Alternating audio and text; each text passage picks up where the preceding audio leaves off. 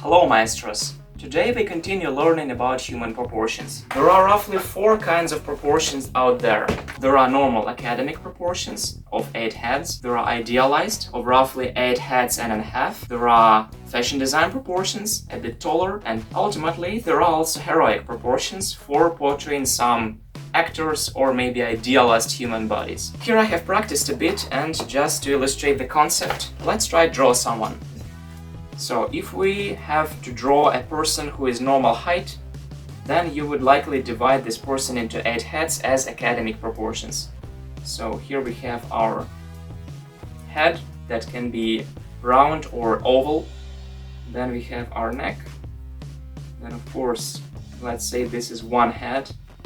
Then of course we have our torso, something like this, that's ribcage, and this is an abdomen. Also, this can be a second head because that is a line where our nipples would end up.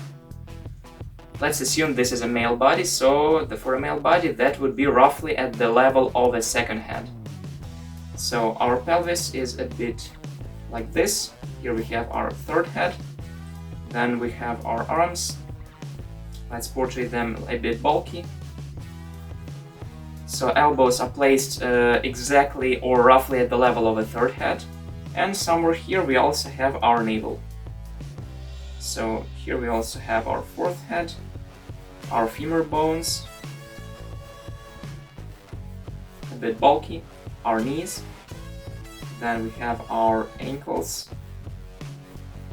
Here we have our fifth head. Then we have our feet at the end of it. So here we have our sixth head. Once again, as you see, it's not obligatory to divide exactly into 8 heads. There is no rule like that.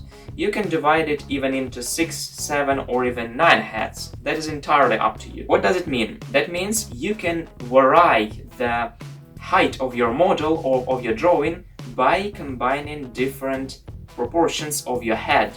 Because your head, in this case, is a unit of measurement. So let's say our head is this tall. In that case, we can draw a figure that is 6 head tall. But if you draw a smaller head, for example like this, then you can draw a person who will appear taller. That is the main cause why would you use different proportion system. And let's develop this into a figure. So here is our smaller head. Our neck can be also a bit longer. Our torso, so that is one head. So here is our torso, then abdomen, pelvis. So here we roughly have second head, here roughly third head. Navel can also be exactly at the level of a third head. So our heads are like this, elbows are here. So also our femur bones can be longer. For example, if you are drawing a fashion model, your legs can be way longer. That's a normal setting. Knees, here we have our fourth head, and here we have our fifth head. So we only reached the level of knees, but we already have a fifth head.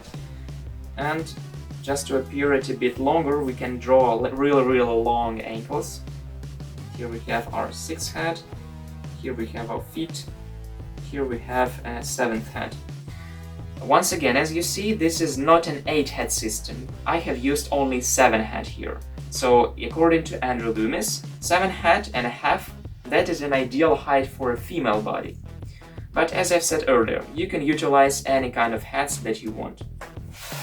On top of that, also you can draw different people in different age range. For example, from a child to an adult. There are different proportions to that too. For example, a child up to 10 years would be a bit more bulky, and you can also portray this with more like soft forms. For example, softer head, softer shoulders, etc. Let's imagine we are drawing a child. Here is also my practice from before.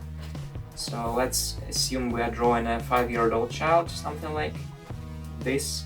We have our head, here we have our lower jaw. So we can draw a head like this. So let's say this has also this division. Here is our neck, rib cage, something like this. Like petals of a flower. Also here as we have, okay, this is one head. Here we have abdomen. Here we also have a pelvis. I'm not trying to be accurate anatomically, but just to see. Here, for example, our nipples, for example, second head, third head, then for example fourth head, fifth head, and that's enough. Because children are usually lower and shorter. For example, I can draw it like this, and then just draw a straight line.